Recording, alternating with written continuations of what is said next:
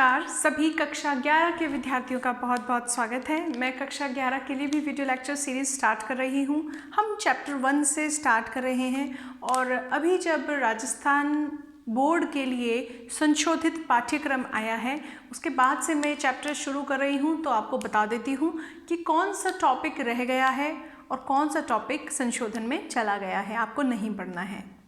और इससे पहले ऑब्वियसली आप साइंस के स्टूडेंट्स हैं, मैं आपको बधाई देना चाहती हूँ कि आप विज्ञान के परिघटनाओं को, विज्ञान के जिज्ञासा को, मानव मस्तिष्क के जिज्ञासु व्यवहार को, जो उसने अपने आदिकाल से लेकर आज तक अपनी जिज्ञासाओं का उत्तर पाया है, उसे विज्ञान विषय के रूप में पढ़ेंगे और इसके लिए मैं आपको बहुत बहुत बधाई देती हूँ।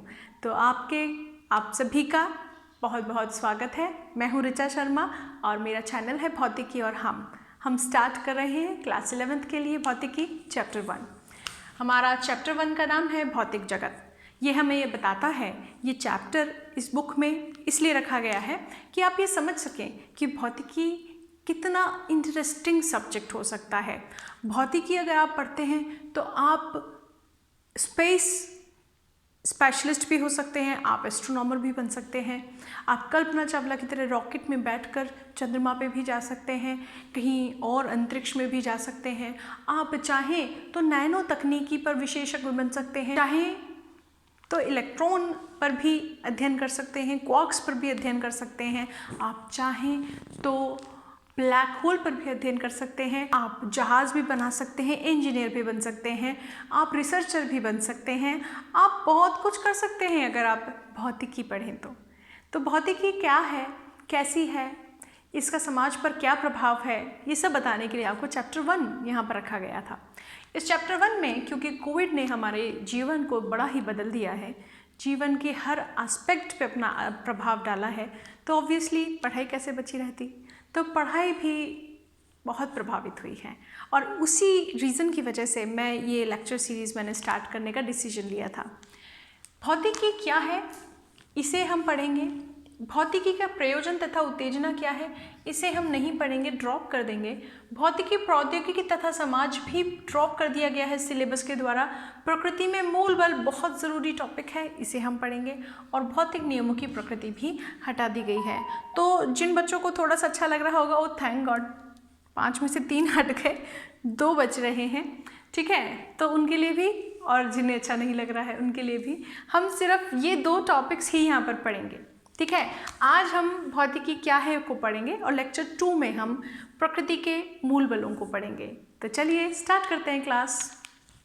तो भौतिकी क्या है, यहाँ पहुँचने के लिए हम स्टार्ट करते हैं मानव मन के व्यवहार पर। मानव का मन, मानव का बुद्धि शुरुआत से ही जिज्ञासु रही है। ये ऐसे क्यों हो रहा है, वो वैसे क्यों हो रहा है, वह जानना चाहता था। सोच के देखिए, आज जब लाइट चली जाती है, जब तक लाइट नहीं आती है, जब पावर कट ऑफ हो जाता है और पावर जब तक नहीं आता है, हमारी लाइफ हमें ऐसी लगती है वो रात को चली जाए तो अंधेरा हो गया, दिन में चली जाए तो पंखा नहीं चल रहा है।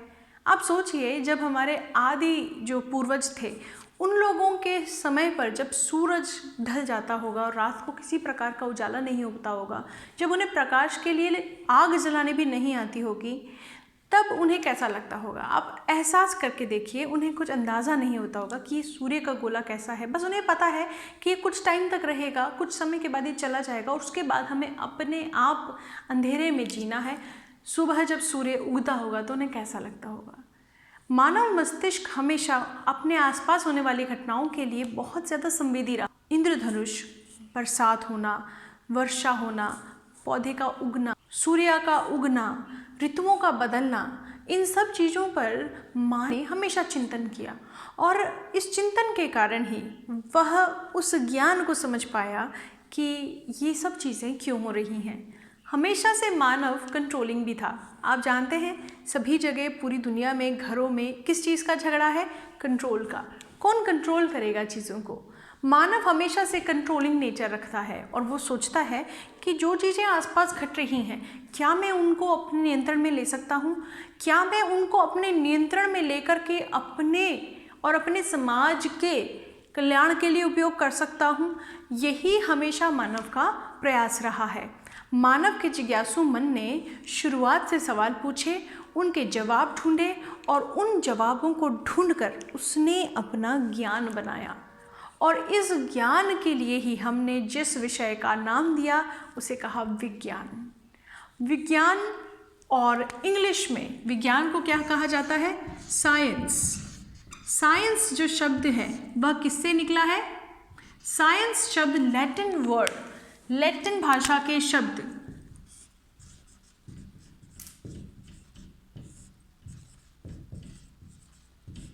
सिंटिया से निकला है। इसका अर्थ होता है जानना, टू नो। जो जान लिया उसे रख लिया, उसका एक तरह से उसका हमने इकट्ठा कर लिया उस ज्ञान को, और उसे क्या कहा? साइंस। अगर आप संस्कृत शब्द पे जाए, क्या शब्द है संस्कृत में साइंस के लिए? विज्ञान। विज्ञान शब्द का अर्थ है विशिष्ट, विशिष्ट ज्ञान। आपने किसी एक चीज का अध्ययन किया, उसके बारे में पूरी जानकारी ली और को कहा ये तो विशिष्ट ज्ञान है। ठीक है, ये हो गया संस्कृत शब्द। इसे फारसी भाषा में, उर्दू भाषा में इसको कहा जाता है इल्म। इल्म का मतलब है किसी चीज़ का दिमाग में बैठ जाना, किसी चीज़ को समझ पाना पूरी तरह से। तो इसका भी अर्थ आप ज्ञान से लगा सकते हैं। यही सभी शब्दों से एक विषय को परिभाषित किया जा रहा है, उसकी रूपरेखा समझाई जा रही है।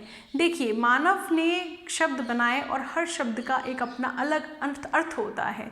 अगर आप कोई शाबाश बोलता है तो आपको अच्छा लगता है, अगर आपको कोई नालायक बोलता है तो आपको खराब लगता है। शब्द में अपनी ऊर्जा होती है और हमारा प्रयास रहता है कि हम किसी चीज़ को उसके अनुसार नाम दें, उसके गुणों के अनुसार नाम दें। इसीलिए हमने इस विषय को क्या नाम दिया है? साइंस इंग्लिश में, विज्ञान हिंदी में या संस्कृत में, और उर्दू में इसे इल्म कहा गया है। ठीक है, और इसमें क्या है? खजाना। किसका खजाना? मानव जाति ने अपने आरंभ से लेकर आज तक जो भी कुछ जाना है वो सब कुछ साइंस में आता है। ये अपने आप इंटरेस्टिंग नहीं है? तो चलिए इस ज्ञान को लेकर के आगे बढ़ते हैं। तो ये है हमारा विषय विज्ञान। विज्ञान कैसे उन्नत हुआ, कैसे आगे बढ़ा, आइए इसको जानते हैं। देखिए, विज्ञान हमारे आसपास होने वाली प्राकृतिक घटनाओं को समझने का प्रयास है। कैसा प्रयास है? मानव हमेशा हर काम को 100% एक्यूरेसी से करना चाहता है, उसमें कोई कमी नहीं छोड़ना चाहता है। तो ये विज्ञान आसपास होने वाली प्राकृतिक घटनाओं को जितना ज़्यादा हो सके, यथासंभव जितना अधिक हो सके, विस्तार से पूरा डिटेल, एक एक डिटेल उसका समझने का ऐसा व्यवस्थित, सुव्यवस्थित, नॉट ओनली व्यवस्थित, सुव्यवस्थित प्रयास है। सुव्यवस्थित कैसा होता है? जैसे आपकी मम्मी आपके घर को चलाती हैं, सुव्यवस्थित तरीके से मम्मी घर को चलाती हैं। उन्हें पता है क्या चीज़ कहाँ रखनी है, क्या चीज़ कहाँ नहीं रखनी है, कैसे घर का खाना बनेगा, कैसे राशन आएगा, कहाँ रखा जाएगा, क्या कपड़े होंगे, कैसे धुले जाएंगे, कैसे प्रेस होंगे, किस जगह पर धुले रखे जाएंगे, किस जगह से प्रेस रखे जाएंगे, बच्चे को कब पढ़ाया जाएगा, कब खेलने भेजा जाएगा, पापा को किस चीज़ की ज़रूरत है, दीदी को किस चीज़ की ज़रूरत है, अम्मा बाबूजी को किस चीज़ की ज़रूरत है। सब चीज़ें मम्मा के दिमाग में एकदम क्लियर होती है। एक दिन मम्मा कहीं बाहर चली जाए या ना भगवान करे कि वो एक दिन बीमार पड़ जाए तो पूरा घर कैसा हो जाता है? अस्त व्यस्त। तो सुव्यवस्थित शब्द का दिमाग में अर्थ आपको समझना चाहिए कि इसका मतलब है एक एक स्टेप, एक एक जो आपने पद रखा है वह सोच समझ के रखा है। आप उसका पूरी तरह से अनुसरण करेंगे, उसका पूरी तरह से पालन करेंगे, तब जाकर के आप किसी प्राकृतिक परिघटना को पूर्णतः विस्तार से समझ पाएंगे। तो विज्ञान आसपास होने वाली प्राकृतिक घटनाओं को यथा विस्तार समझने का ऐसा सुव्यवस्थित प्रयास है जिससे आप उस प्राकृतिक परिघटनाओं पर नियंत्रण कर सकते हैं, उनका भविष्य कथन कर सकते हैं, उनमें संशोधन कर सकते हैं। नियंत्रण करने का क्या अर्थ है? नियंत्रण करने का ये अर्थ है कि पानी आया बहुत बारिश हुई, बाढ़ आ गई। बाढ़ में गांव के गांव बह जाया करते थे पहले, इसलिए क्या किया हमने बड़े बड़े बांध बनाए। बड़े बड़े बांध क्यों बनाए? कि पानी जो आए बारिश के माध्यम से, वर्षा के माध्यम से, वो सारा बहने में ना चला जाए। उसको क्या किया गया? उसको बांध बना करके रोका गया। तो ये नियंत्रण का एक एग्जाम्पल है। भविष्य कथन बहुत पुराने, कम से कम हम अगर बात करें 700-800 शताब्दी में भी हमारे जो वैज्ञानिक थे, भारतीय वैज्ञानिक, आर्यभट्ट थे, ठीक है, भास्कराचार्य थे और ब्रह्ममिहिर थे, ये जो थे, जो कई 100 सालों पहले हुए, उन लोगों को स्टार्स के बारे में, सूर्य के बारे में, पृथ्वी के बारे में बहुत सारी जानकारी थी, क्योंकि वे लोग आकाश में आने वाले तारों पर अध्ययन किया करते थे। कौन कहाँ पर है, क्या इस तरह का तारा जो था ये यहाँ पे था, अब कल वहाँ पर है, अगली फिर आकाश से ओझल हो गया, फिर कुछ महीनों बाद आया, ये सब वो लोग ध्यान से देखते थे। और ऐसे ही भविष्य कथन किया जा सकता था कि जब आप अगला जो इस तरह का मौसम आएगा उसमें ये स्टार यहाँ पर दिखाई पड़ेगा। जो धूमकेतु आता था, धूमकेतु पर लोग नज़र रखते थे कि अब आया, फिर कब आएगा, मान लीजिए 64 साल बाद आएगा, तो अगली बार जब वो 64 साल बाद आया तो जिसने उस दो चीज़ों को देखा, उन दो घटनाओं को जिस व्यक्ति ने देखा, उसने कहा यही धूमकेतु ऐसा ही 64 साल बाद फिर से आएगा। तो क्या हुआ? आपके अध्ययन ने आपको उस घटना का भविष्य कथन करने को सामर्थ्य दे दिया। संशोधन, क्या हम उसमें कुछ बदलाव ला सकते हैं? जो भी घटना घट रही है, क्या हम उसमें बदलाव ला करके उसको अपने उपयोग के लिए इस्तेमाल कर सकते हैं? इस तरह से विज्ञान उन्नत होता है।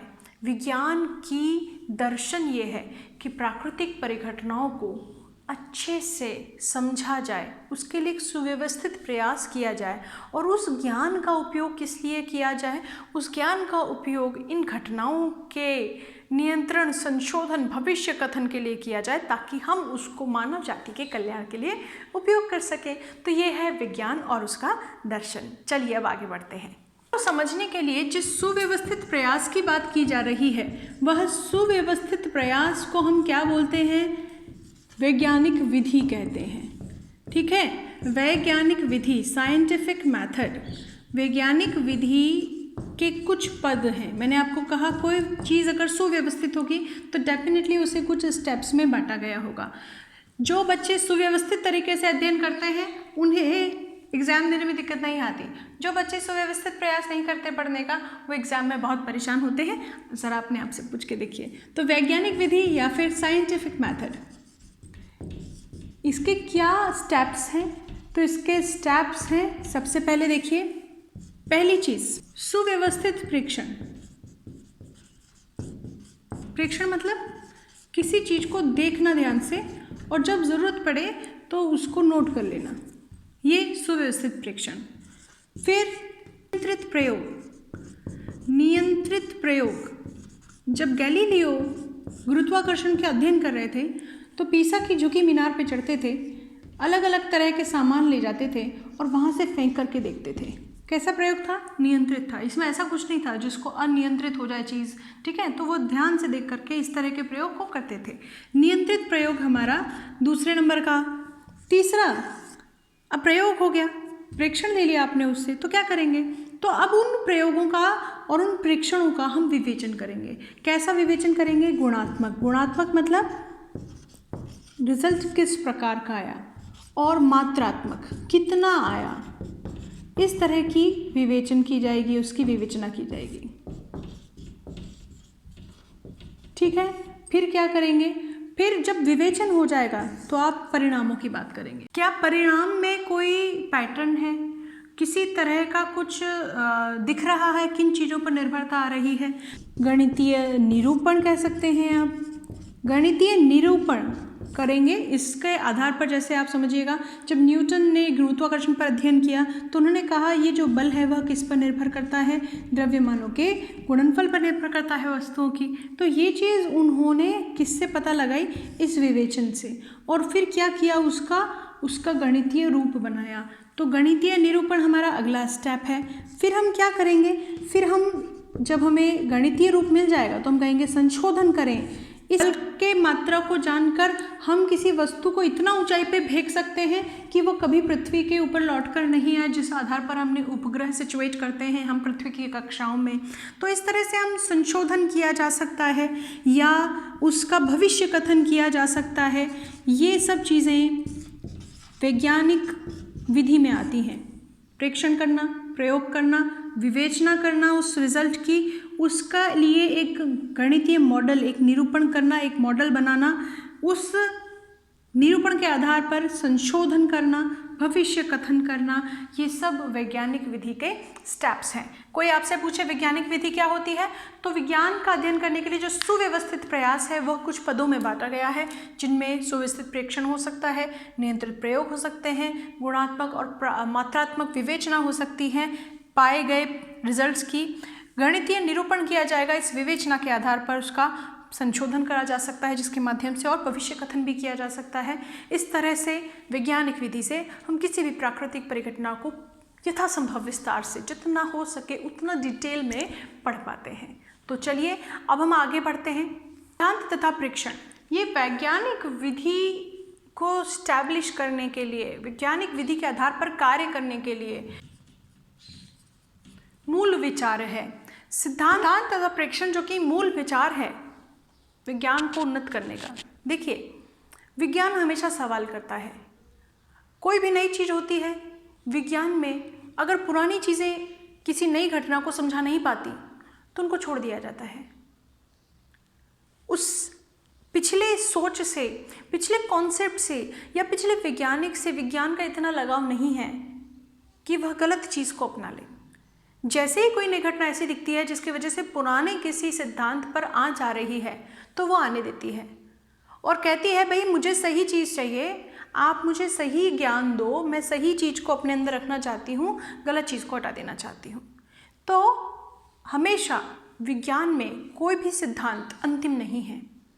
लगातार विज्ञान ने अपने आप को परिष्कृत किया है। जो पुराना था, खराब था, उसे हटा दिया, जो नया था, सही था, अच्छा था, उसे अपना लिया।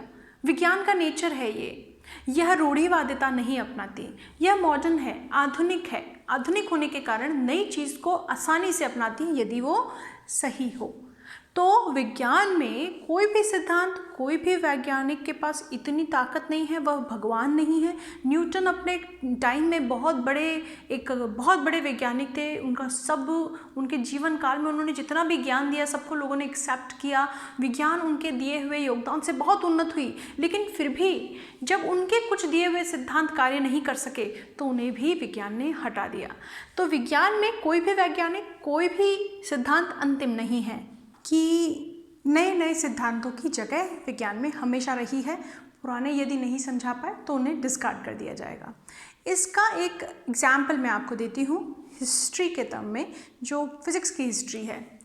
कोपर्निकस बेसिकली चर्च में पादरी थे, लेकिन उन्हें पढ़ने का शौक़ था और वो जहाँ पे रहते थे वो अपने आप में एक खगोल विज्ञानी थे।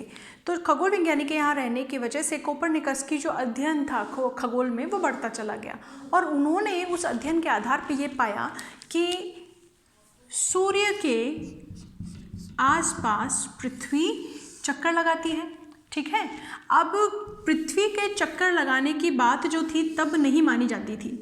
तब क्या था, चर्च का ज़माना था, चर्च के आदेश निकाले जाते थे। तो चर्च ये मानती थी कि पृथ्वी जो है वह केंद्र है और सारा जो जगत है बाकी का वह सब पृथ्वी के आसपास चक्कर लगाता है।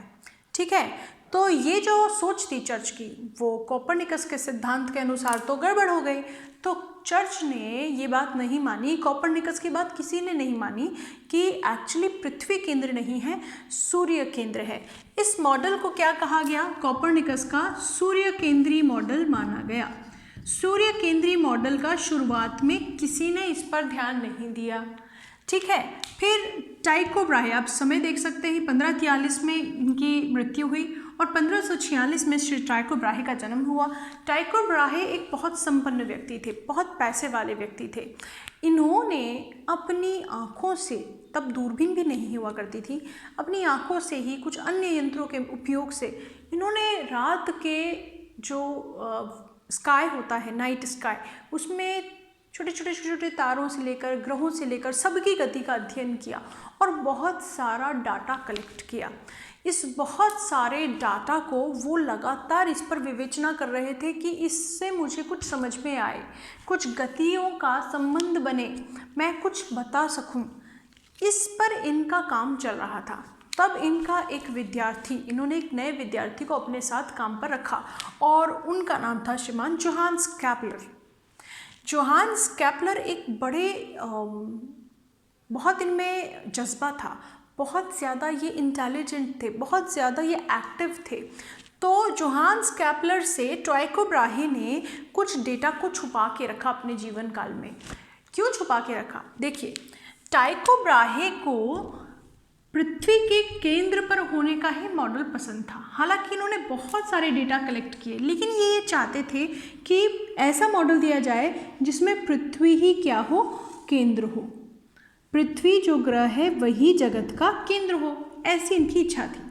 इन्होंने अपने जो इनका मॉडल था उसमें ये कहते थे कि पृथ्वी के आसपास जो है पूरा जगत केंद्रित है, लेकिन जो सूर्य है, सूर्य के आसपास बाकी के ग्रह चक्कर लगाते हैं। ऐसा मॉडल टाइको ब्राहे ने तैयार किया था, क्योंकि इनका लगाव था इस बात से कि पृथ्वी ही केंद्र पर रहे। तो इसीलिए इन्होंने जब अपने डेटाज में इस चीज़ का उल्लंघन देखा, उन्होंने पाया कि पृथ्वी नहीं सूर्य ही केंद्र है, तो उन्होंने क्या किया, जोहान्स केपलर से अपने डेटा को छुपा के रखा।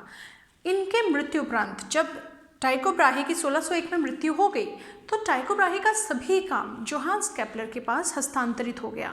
और जोहान्स केपलर ने जब ये देखा, उस डेटा को समझा, तो ये जाना कि कोपरनिकस का सूर्य केंद्रीय मॉडल तो सही है, लेकिन कोपरनिकस ने एक बात और कही थी कि पृथ्वी और समस्त ग्रह क्या करते हैं, वृत्ताकार पथ पर गति करते हैं।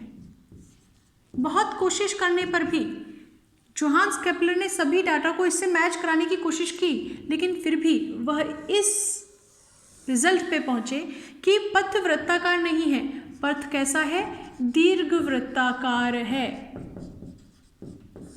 और जब ये नया सिद्धांत दिया गया, नया प्रेक्षण, जब ये नया प्रेक्षण मिला, तो इस सिद्धांत में चेंज कर दिया गया। इस प्रकार से विज्ञान ने जो शुरुआत का मॉडल आ रहा था कि पृथ्वी केंद्रित है, उसको बदला किससे, कोपरनिकस के सूर्य केंद्रीय मॉडल से। और जब कोपरनिकस ने कहा कि वृत्ताकार पथ पे ग्रह को गति करनी चाहिए, तो जोहान्स केपलर ने जब अपने डाटा दिखाए और कहा कि वृत्ताकार नहीं होती है, गति कैसी होती है, दीर्घ वृत्ताकार पथ पर होती है, तब इस मॉडल के इस पॉइंट को भी हटा दिया गया, एक नया पॉइंट उस सिद्धांत में जोड़ दिया गया। ये तो था एग्जिस्टिंग जो सिद्धांत चला आ रहा था, उसी में हमने अपने नए प्रेक्षण को एडजस्ट कर लिया। सूर्य केंद्रीय मॉडल में वृत्ताकार नहीं, दीर्घ वृत्ताकार कक्षाएं लगा दी, तो यहाँ पर हमें नया सिद्धांत देने की ज़रूरत नहीं पड़ी। लेकिन एक और एग्जाम्पल मैं आपको देने वाली हूँ, जिसमें मैं आपको बताऊँगी किस तरह से एक सिद्धांत को नकार दिया गया और नए सिद्धांत को अपनाया गया। ये कहानी है प्रकाश की। प्रकाश की कहानी में सबसे पहले आइजैक न्यूटन का नाम आता है। श्रीमान न्यूटन ने कहा कि प्रकाश कैसा है, प्रकाश तो कण सिद्धांत पे काम करता है, कण है, कण प्रकृति है। न्यूटन ने दी प्रकाश के लिए कण प्रकृति। कण प्रकृति ने व्याख्या की परावर्तन की, प्रकाश के परावर्तन की, आप जानते हैं 10th में पढ़ा है आपने, अपवर्तन की, लेकिन यह अध्यारोपण और विवर्तन को नहीं समझा सका। अध्यारोपण और विवर्तन पे आके कण सिद्धांत फेल हो गया। ठीक है, तब हाइगन्स के दिए गए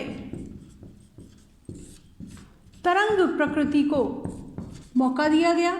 जब तरंग प्रकृति ने परावर्तन, अपवर्तन, अध्यारोपण, विवर्तन, ध्रुवीकरण, ये सब चीज़ें समझा दी, तब हमने तरंग प्रकृति को एक्सेप्ट कर लिया।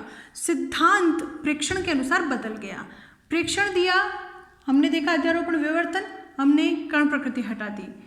हमने देखा इसके बाद एक नया प्रभाव, प्रकाश विद्युत प्रभाव।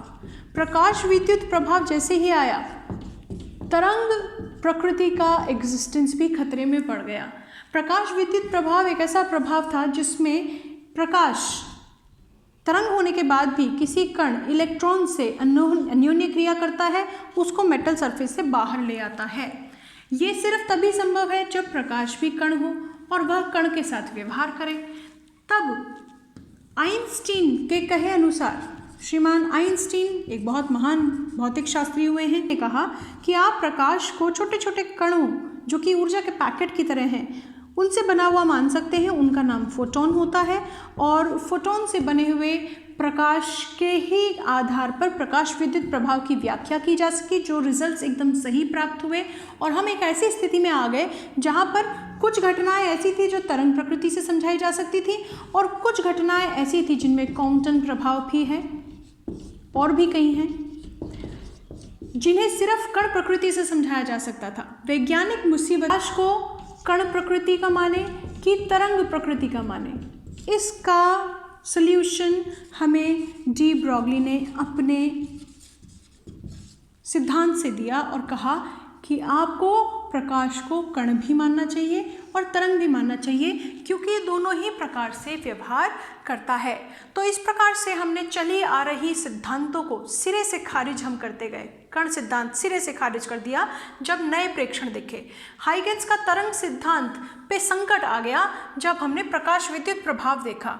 जब हमें नया मॉडल दिया गया तो हमने एक नई सोच अपना ली कि दोनों ही को मानना पड़ेगा, प्रकाश की द्वैत प्रकृति के सिद्धांत को मानना पड़ेगा। इस प्रकार से विज्ञान ने हमेशा नई चीज़ों को जगह दी है, नए लोगों को, नए विचारों को, नए प्रेक्षणों को, नए सिद्धांतों को जगह दी है। अगर आपने यहाँ पर एग्जाम्पल देखा, नए प्रेक्षण आए जिसके कारण सिद्धांत बदल गया, राइट। अब हम ऐसे कुछ एग्जाम्पल भी देख लेते हैं जिसमें सिद्धांत दिया गया पहले और बाद में उनका प्रेक्षण किया गया और वो सिद्धांत सही पाए गए। अब अल्फा कण प्रकीर्णन प्रयोग का, रदरफोर्ड का अल्फा कण प्रकीर्णन प्रयोग में उन्होंने ये पाया, जो आपने पढ़ा है 10th में भी 9th में भी पढ़ा होगा आपने। अल्फा कण प्रकीर्णन प्रयोग में ये पाया गया कि एक अणु में केंद्र पर एक ठोस हिस्सा है जो कैसा है, धनात्मक है, और जो इलेक्ट्रॉन है क्योंकि वो अंदर नहीं है तो कहाँ होने चाहिए, बाहर होने चाहिए, और वह वृत्ताकार कक्षा में इसके आसपास चक्कर लगाने चाहिए। ये अर्नेस्ट रदरफोर्ड ने कहा और उसी आधार पर नील बोर ने अपना हाइड्रोजन परमाणु का मॉडल दिया। पॉल डिरैक नाम के वैज्ञानिक ने एंटी कण की सिद्धांत दिया। पहले कहा कि एक एंटी कण भी उपस्थित होगा, जिसे उसके अगले ही वर्षों में कार्ल एंडरसन ने इलेक्ट्रॉन के एंटी कण पॉजिट्रॉन को खोजकर सही सिद्ध किया। तो इस प्रकार से ये दो एग्जाम्पल हैं जो अर्नेस्ट रदरफोर्ड ने पहले कहा कि भाई यहाँ पर केंद्र पर कुछ धनात्मक होना चाहिए, जो नील बोर ने अपने परमाणु मॉडल से बताया, और पॉल डिरैक ने कहा कि एंटी कणों की उपस्थिति होनी चाहिए, जिसे कार्ल एंडरसन ने पॉजिट्रॉन को प्रेक्षण के रूप में खोज करके हमें बताया कि वाकई में एंटी कण होते हैं। तो इस प्रकार से सिद्धांत और प्रेक्षण एक दूसरे को सपोर्ट देते हुए विज्ञान को आगे बढ़ाते आए हैं। विज्ञान के बारे में, भौतिकी के बारे में, विज्ञान के बारे में हमने बहुत कुछ पढ़ा। अगले लेक्चर में हम पढ़ेंगे भौतिकी के बारे में और भौतिकी में मूल बलों के बारे में। तब तक अपना ध्यान रखिए। Thank you very much for watching. Share कीजिए, लाइक कीजिए और सब्सक्राइब कीजिए मेरा चैनल। Thank you.